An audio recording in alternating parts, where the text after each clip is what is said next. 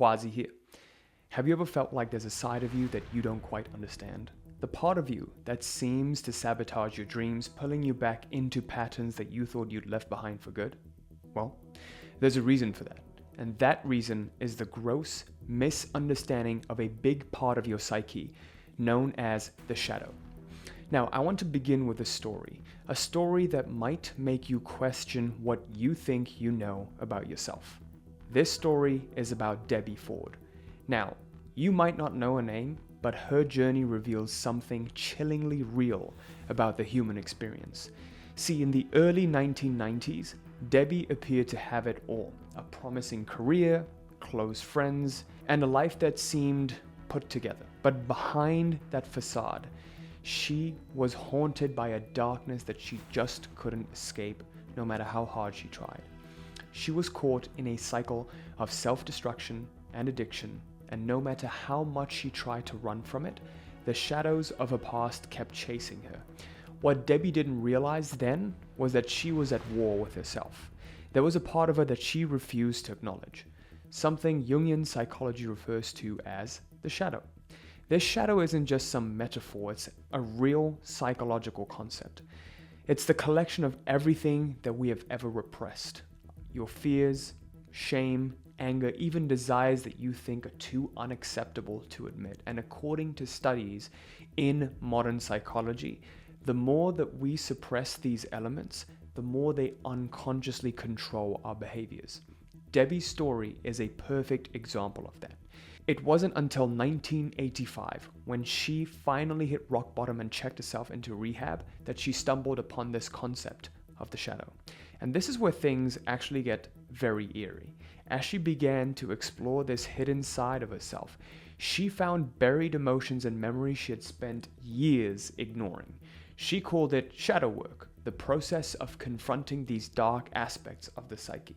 The more she faced her shadow, the more she began to transform. By 1998, she turned her journey into a best-selling book, The Dark Side of the Light Chasers, bringing shadow work into the mainstream. But here's the thing. Her story isn't some distant anecdote.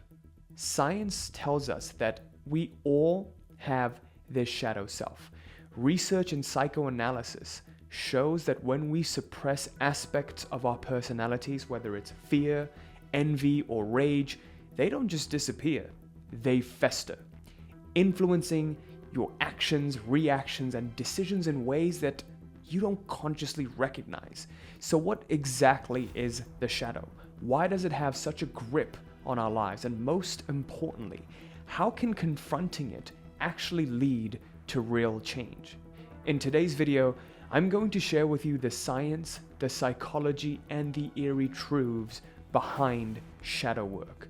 By the end of this video, you'll not only understand what the shadow is, but also how you can begin to reveal and heal the hidden parts of yourself.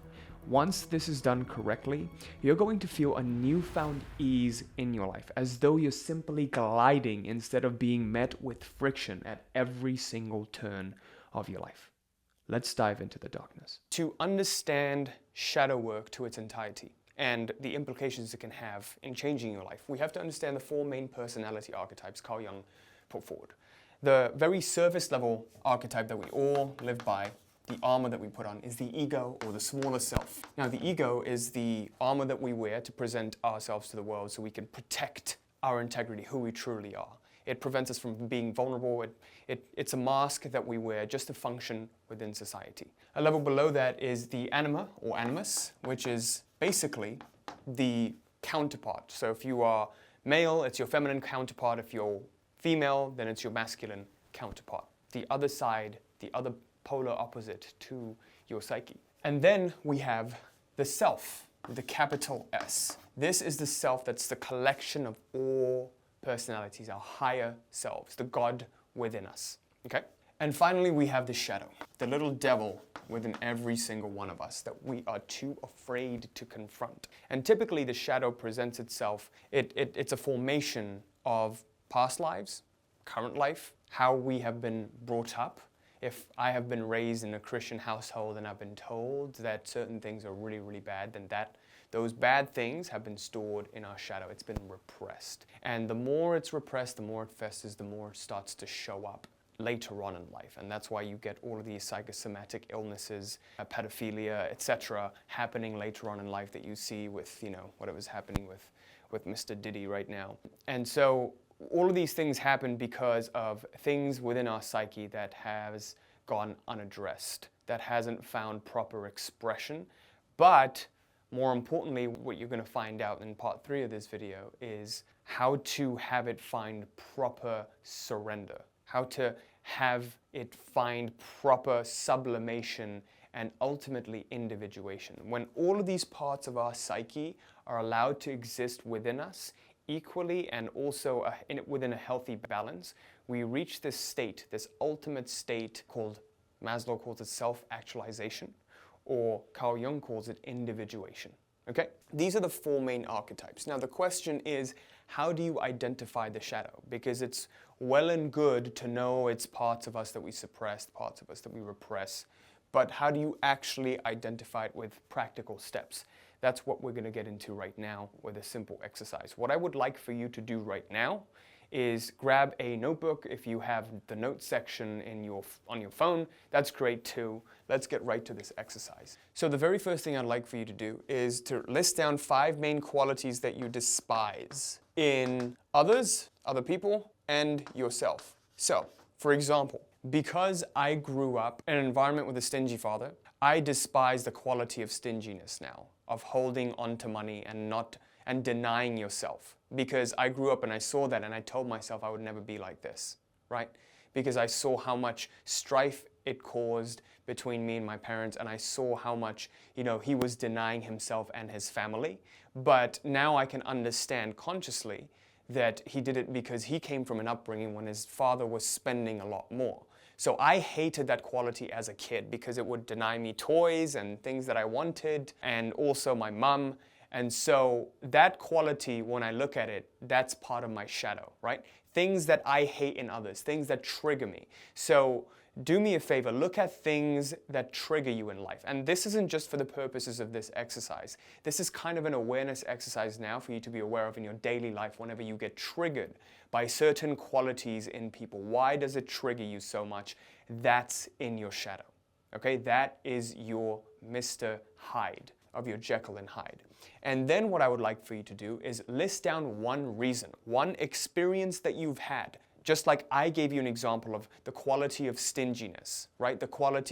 One quality I also hate are people who are lazy, because I hate that in myself. I despise that quality in myself. People who are not generous, and I despise that quality in myself. That's also part of my shadow. Everything you notice is also a part of you, right? But we deny, we say, oh, I'm not like that. I'm this goody two-shoes, until one day it all just comes out and you become your worst nightmare because you've tried to stuff it out, repress it for so long. Better now that you have it in your conscious awareness, that part of you that already exists, okay? So list down one story, one personal anecdote or story in your life where, that has led you to initially hating it, or why you think you hate it so much, or maybe even a person that you've observed in your life that made you hate this quality so much. So next time you meet people, what I would like for you to do is just observe. A shadow can't exist if light is shed everywhere. The shadow only exists because light is selectively placed on certain parts and other parts are suppressed. That's how a shadow works, right? So when you start to shed light everywhere, you become aware of everything, even the things that you hate. That even becomes an observation without judging. The moment you get into judgment, we are repressing and suppressing. The moment you get into full acceptance of everything, that's when light is being shined everywhere equally. Do you notice the difference? In judgment, when we get into labeling positive or negative, good and bad, that's when we get into trouble. But when we take a step back and we say, not good, not bad, simply is. It's accepted. This is simply how it is. So you might have a natural bodily reaction of, oh, I hate this, because that's how you've trained yourself to react to that, because that's been so repressed in your shadow. But the next time something like that triggers you, and you're going to start to notice this now, by the way. Now that you've written these qualities down, you're going to start to notice this everywhere, because this will trigger your awakening, okay? And I can promise you, once you start to notice it, give it the light of your awareness, it will slowly become sublimated. You're going to notice more of an ease in your personality. You're going to notice less of a friction in your life, because that's the very definition of friction, because you walk around with these certain ideas that you hold to be true. This is good, that is bad. When we do that, that's the very definition of friction. I'm fighting my way through life because I hold one certain ideal to be true. So to give you an example from my personal life, in my past, because I've been conditioned so much by watching social media videos, and particularly you know who in particular, promoting the idea of you have to be masculine, men have to be more manly. I suppressed my feminine side for a very long time, and I felt that as a man it was weak to appear feminine. And because I suppressed this side of me, not only did I lack creatively, but I also started to see that I couldn't connect with my wife on a deeper level. So our relationship had been affected too. So I was afraid of being vulnerable because that was an appearance of weakness, and I would keep a lot of, secrets about how I'm feeling and not be fully open and fully present with my wife. And she could feel that something was wrong and I was stressed somehow. And because she couldn't tell why I was stressed, because I wasn't communicating with her, I was pretending as though I wasn't stressed. But, women, they have a way of figuring these things out because they're just a lot more intuitive than we are. Maybe that's a generalization, but that's what I've noticed at least. And because I was suppressing this side of me, I noticed a lot of problems in every single area of my life. The other thing too I noticed is whenever I see people who are lazy, who don't want to put in the work, who are looking for a lottery win, that's also part of my shadow, because I despise that. I'm like, oh no, you have to work hard. And because I had been conditioned in that work hard mentality. So the feminine side, the laziness, the stinginess, these are all parts of my shadow that I had to become aware of. But the other thing too is, it's one thing to just become aware of it. It's another thing to begin embracing it, because once you reach a balance in all of these, in the two different sides of you, you learn to embrace the opposites with you. You reach this sublimation, this transmutation into your highest self. And the only way, the best way to do that is to eliminate a bias that we all possess called the consistency bias. So in this next part, we're going to go deeper into that. Before I jump into that part, you can access our exclusive email list where I share weekly updates of mine, things I've been reading, ideas I've been pondering, and exclusive bonuses that I can't really share on the channel because of the channel's limitations. All you need to do is go to realitycreator.com/list, and you'll be able to gain access to all of those, especially the Identity Shifting Bootcamp, which you'll get direct access to as soon as you sign up. So let's jump into part 2 right now. In this next part, we're going to be talking about embracing opposites. This is probably one of the most important things that you have to understand, because life is a very dynamic process, and we're constantly in the process of becoming and being. The number one reason people fail to grow is because of this consistency bias. They're very hell-bent on holding on to their old selves. And has it ever happened to you, you have gone back to an old environment, either whether it be with your parents or old friends, and all of a sudden you started to notice yourself slipping back to how you used to be? That's because environments shape who we are. And so when you change an environment, you move to a new country, a new city, you almost, the environment used to be a part of your identity. This is Quazi, and Quazi lives here, and Quazi is surrounded by this environment. So these environments have a way of bringing us back to that old state of being. But our state of being is always in a state of continual evolution, okay? So to have what you truly want, you must first be who you truly are. And who you truly are is not a static one me and one not me. It's a dynamic process of evolution. It's that higher self that consists of all of those different personas, the shadow, the anima, animus, the ego. They all contribute to your higher self. The existence of all of these different personas and the other personas Carl Jung talks about is what constitutes this whole higher self, your true self. So, why is it so hard for us to become who we want to be, to evolve? And why do we face so much conflicts within our psyche? One concept you have to understand is the concept of pendulums. Please pay attention to this. All around us, there are these pendulums. And if you notice a pendulum, you observe the behavior of a pendulum, it moves back and forth. And what pendulums do, they are these energy structures that are spontaneously formed all around us by collective ideology, meaning religious groups, sports teams, people who have similar ideas, business groups, masterminds. It's not necessarily a bad thing. There are constructive pendulums and there are destructive pendulums. The ones that we're watching out for are destructive pendulums, because destructive pendulums take our energy and take us away from our goals. Constructive pendulums take our energy and deliver us to our goals. So for example, the difference between a business mastermind, a personal development group versus a gossip group.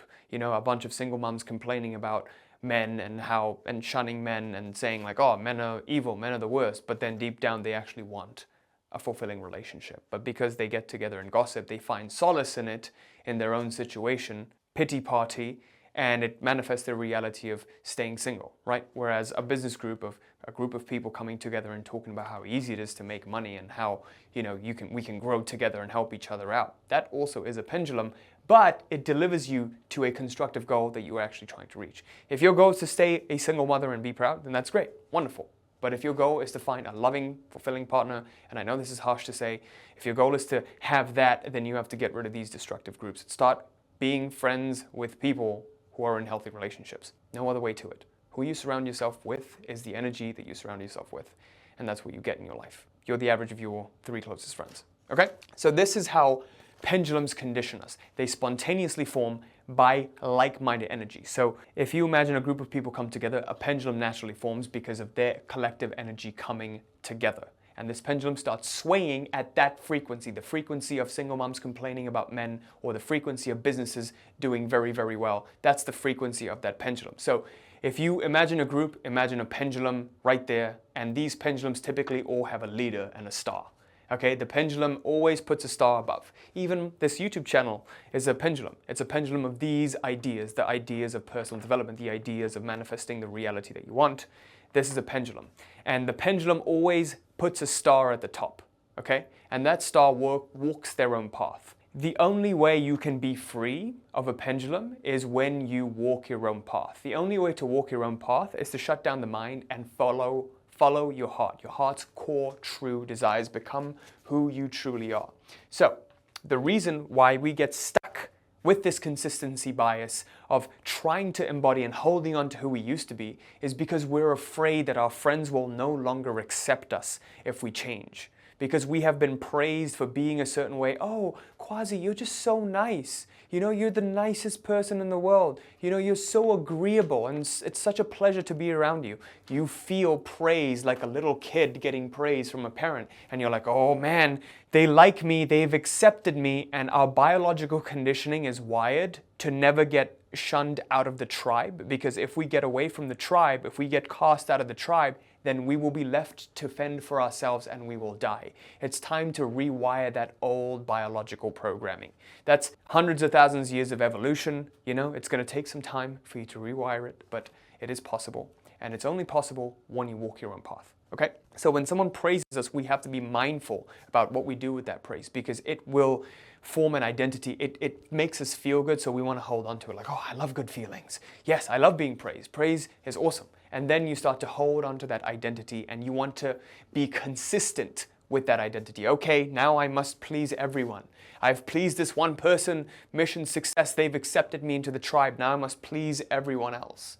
But then you fall susceptible to a pendulum and you don't know most of the times if it's constructive or destructive. How do you break free? You walk your own path. So, to give you an example, if you look at influencers, they're constantly changing their minds. They're always, one day they'll say one thing, next day they'll just do something completely left field, right? They're not afraid to change it up because they follow their hearts. And that's why influencers have so many people they're influencing, because they don't care about following an ideal. They do what their hearts desire, right? All these creative types like Kanye West, like, you know, people still would listen to music he drops. People would still buy his stuff. People still follow him because he's not afraid to voice his own ideas and his own opinion. He kind of, in a way, has his shadow very, very well expressed. You know, it's not being repressed or cast to the side. He's not afraid to channel that side of him. And so, For me, I had this people-pleasing tendency where I had to please everyone because I got bullied, and I was like, I have to be accepted by the tribe. And so I was trying to be very neutral, very mellow, very pleasurable, a pleasure to be around. And this kind of blocked the growth of my YouTube channel at some point, because I got a certain level of success with my videos, and I was like, oh, I don't want to make videos on that. I don't want to make videos on this. Oh no, what will people think of me if I start speaking like this, if I start cursing? And so I would be very, very, I would take up this persona, and I would hold on to that persona, even though it was time for me to evolve from that persona. Do you see what I'm saying? When you hold on to an identity, it prevents you from growing. You have maturational blocks because you're no longer that identity, but you're still playing that character. It's like playing one character, that ego self, holding onto it for the rest of your life. It's no longer you. You're not being authentic to who you truly are. And here's a quote by Ralph Waldo Emerson that is going to blow your mind. Check this out. He says, "A foolish consistency is the hobgoblin of little minds, adored by little statesmen and philosophers and divines. With consistency, a great soul has simply nothing to do. He may as well concern himself with a shadow on the wall. Speak what you think now in hard words, and tomorrow speak what tomorrow thinks in hard words again, though it contradict everything you said today. So you shall be sure to be misunderstood. Is it so bad then to be misunderstood? Pythagoras was misunderstood, and Socrates, and Jesus, and Luther, and Copernicus, and Galileo, and Newton, and every pure and wise spirit that ever took flesh. To be great is to be misunderstood. To break free of these pendulums is to be misunderstood. And when you have the courage to walk your own path for long enough, these pendulums will have no choice but to make you the star. Because I broke free of that 9 to 5 pendulums back in 2019, started making these videos on this channel, and I started to walk my own path, the path that felt true and pure to me, I was able to grow a subscriber base of 800,000 and, start doing $1 million a year in a business that I'm very, very passionate about, and do what I love every single day. That's because I had the courage during that moment to break free of the mold and not go for the secure career, the consistent career, and be so consistent and secure, but go to uncertainty, to go to insecurity, unsecurity, right? And walk my own path. I didn't know then that this is what it would evolve to. I didn't know what was happening. I just knew what I didn't want, and I knew what I did want, and I just trusted my heart, which leads me to the key. When you're facing conflicts within yourself, your mind says one thing, but your heart says another. What do? Always listen to your heart. Take the path of uncertainty. Take the path of low security, even though you don't know how things are going to pan out. And who knows? What if things turn out better than you could have ever imagined? You want to leave the job, your heart is saying it's the right thing to do, but your mind is like, I need security. Go ahead and leave the job. What if you find a better opportunity? I can't tell you how many times that's happened with our clients. One of our clients, Christoph, it's recently happened to him where he started working with us in December, and by January, he was making 2 to 3K a month in his Spagarix business, and he went from making 2 to 3K a month to completely shifting into a new version of himself, going out there and pitching his services and charging more for it. And within 1 month, he went from making 2 to 3K a month to breaking past 12K a month within the first 20 days of the month. But a few months after that, he went ahead and started speaking as an expert in front of 10,000 people online, when in the past he would have rejected that opportunity because it was too scary to do. It made him too nervous. But he took the courage and he did it. Even though he felt nervous, he stayed in that tension of nervousness. And that's what I'm going to show you how to do in this next part. The most important part of all of this, is how to sublimate that personality, how to stay in that tension instead of succumbing to the shadow, or instead of succumbing to the ego or repressing the shadow. Both are sins that we don't want to commit. We want to learn how to properly deal with it. And that's where learning proper surrender, or proper staying with the tension and full acceptance, comes in. So let's get to this next part 3 right now. One of the biggest problems I had recently was in accepting that I'm not perfect, because in social media, I present this image on my channel that I have this perfect life, perfect wife, perfect kid, made the business, etc. But under the surface, people don't see all of the struggles that I actually go through. So it's difficult for me to sometimes present that, because I'm attached to this idea of perfectionism, and I'm trying my best to be consistent with that idea that I'm putting forward. So from this moment forward today, understand that I'm not perfect. My diagrams are not perfect, and I have a lot of arguments with my wife, and I have a lot of problems in my marriage and relationship, but we somehow end up resolving it, and I take it one day at a time. And because I had been in the past attached to trying to portray this persona, this ego self, I suffered. So the one thing that we're going to talk about right now is the difference between wholeness and goodness. Wholeness is greater than goodness. And there's a great quote by Carl Jung talking about this, where he says, "I would rather be whole than good." And so I implore you to explore this one idea. Who suffers most in life? A good man or a bad man? The person who perceives himself to be good actually suffers more because he suffers his conscience. But whereas the person who views himself as bad just lives life freely and takes every single moment as it is, good person, bad person, I just am, I just do whatever the fuck I want, which typically to most people makes that person a bad person, right? But if you take life as it is, you're living freely, you're living without tension, you're living without fear, you're living without anxiety. What a beautiful way to live life it is, where I'm neither good nor bad. I just am. I simply am, and I'm living a full, whole life, okay?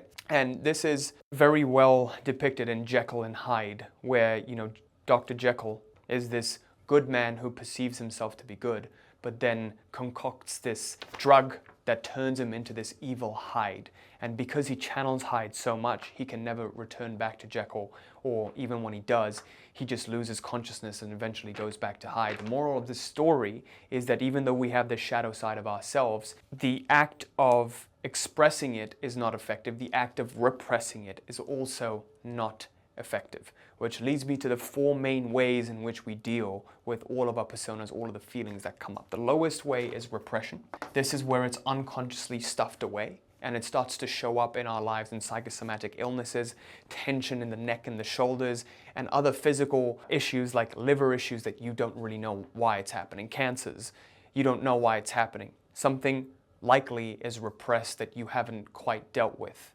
And in general, you can tell with how much of an ease you live with every single day, how stressed you feel, how much ease you feel compared to before in the past when you were a kid, right? Because chances are when you were a kid, you felt a lot easier, a lot less stressed. So sometimes it gets very difficult because we don't have a relative state of being to compare it with. We've just felt like this for such a long time, we just assume this is normal. How sad is that? You assume this is normal. You feeling stressed out of your fucking mind every single day is normal. That's insane. That's not normal. That's illness, right? So repression is the lowest form of dealing with our feelings that leads to the most problems. A level above that is suppression. Suppression is what happens before we repress something. So when something happens that's very, very strong right now, it invokes a very strong emotional reaction, or you don't have time to deal with it. Like me sometimes when I get into an argument with my wife before a very important meeting, I suppress it, I compartmentalize it. But if you don't do it consciously, it becomes repression. It can't be dealt with it, right? A level above that is expression, where you express. You feel angry, you punch someone. You feel upset, you just lash out. Dr. Jekyll expressed this shadow for a really long time, and he couldn't turn it off. He became the shadow, right? The highest level of all, the way all of the feeling gets dealt with is surrender. The downside to expression is, sure, you deal with a lot of it, most of it eventually gets suppressed, and the rest of it that you deal with actually gets propagated. It gets stronger, just like, as I mentioned, with Dr. Jekyll and Mr. Hyde. With surrender, though, what happens is the tension within us, the tension that you feel, it's allowed to exist. So the surrender process is simply accepting and easing into the tension. There is tension within us, let's ease into it. Okay, let there be this tension. So what I started to do was when I would get into these arguments and these fights and these things would happen before I make a video, before I get into a very important meeting that could completely just change the trajectory of our business. This happened. This fight happened. I'm not going to try to stuff it out. It's okay. It happened. There is a feeling of tension. That tension is allowed to exist. Stay with the tension. When you stay with the tension, all of the personas within you, the bonds between them are intact. They're not becoming loose bonds, okay? They are all allowed to exist within you. And that tension, like a pressure cooker, it dissipates. It dissipates, and it creates a cohesive bond, which leads eventually to individuation, of you becoming whole. This is, if I could share one thing, this would be the most important thing that I could share with you. Anytime you're not winning, anytime my life is not perfect, and I insist on it being perfect, I ease into the imperfection of it. Because sometimes when things are going really well, I look at the one or two things that could be better, like, oh, you know, business is going so well, but if I just had that one thing. And I remember the very first time I hit my revenue goal that I tried to hit for a long time, the 20K month that I wanted to hit. And I hit 21K month, and I was like, you know what? If I just closed like those 2 extra clients, that would have been a $29,000 month. Man, that would have been so much better. Instead of being happy for the 20K that I did hit, that I've been trying to hit for the past 12 months, I'm focusing on what I didn't get. What would have made it even better? What would have made it even perfect? The glass half empty instead of the part of the glass that's already half full. How ridiculous is that? How many times have you done that in your life? Where you focused on the 1 or 2 things that are missing rather than the 99 things that you already have. Why? Why do we do this? It's because we've trained ourselves to be this way. We've trained ourselves in the mindset of scarcity and lack. There is never enough. And because there is never enough, it gets reflected to us. We never see enough. And so when we start to stay with that tension, that feeling, instead of trying to run away from it, instead of trying to escape it by expressing it, or trying to repress it by stuffing it down, which are both ineffective, by the way. Repressing it is ineffective, expressing it is ineffective. Stay with the tension of that feeling. Anytime you find yourself engaging in addictive behavior, before you engage in that behavior, instead of engaging it, replace it with the tension of the feeling in your body that's craving it. It's craving that addiction. Stay with that feeling for as long as it takes. Don't run away from it by engaging in the behavior. If you want to keep checking your phone, instead of checking your phone, replace that with observing the tension within your body and staying with that tension. And I can promise you, within just 2 weeks' time, you're going to become a completely different person. You're going to completely change, and in a very, very positive way. And you're going to notice a lot more ease in your life and a lot more of these cravings coming up. And in general, you're going to find that you're not being run by unconscious forces anymore, and all of this self-sabotage you see happening, like you can't explain why this is happening, why I get to the last stage in my business and then all of a sudden an obstacle shows up or something else shows up, I keep manifesting negative outcomes. That's why. There's an unconscious part of you that's running your life, and until you make the unconscious conscious, it will always run you, and you will call it fate. Okay? So in this tension, this tense state, the ego gets stretched and the rational mind can't function. Pay attention to this, which allows a direct pathway to faith and the heart. In such a state of tension, the grace of God is able to operate within us. Where there is consciousness of a problem, the self within us can operate and bring about an irrational synthesis of the personality. You can't solve a problem from the same state of consciousness that created it. You have to transcend it. The logical, reasoning ego mind can't solve this. There needs to be something greater. We must cast the burden to something greater within us, and that is the God within each and every single one of us. The next part to this is learning how to consciously shift your identity at every single stage in your life. And we do this with our paid clients in our Reality Mastery program. But I've made a resource, the Identity Shifting Bootcamp, that will teach you how to do this for yourself. It's completely free to access. All you need to do is click on one of the links here to go ahead and access it, or the pinned comments. And not only will you get access to that, but also other exclusive material every single week as a bonus for joining our exclusive email list. So go ahead, click one of these buttons here to access the Identity Shifting Bootcamp, and I'll see you in this next page right now.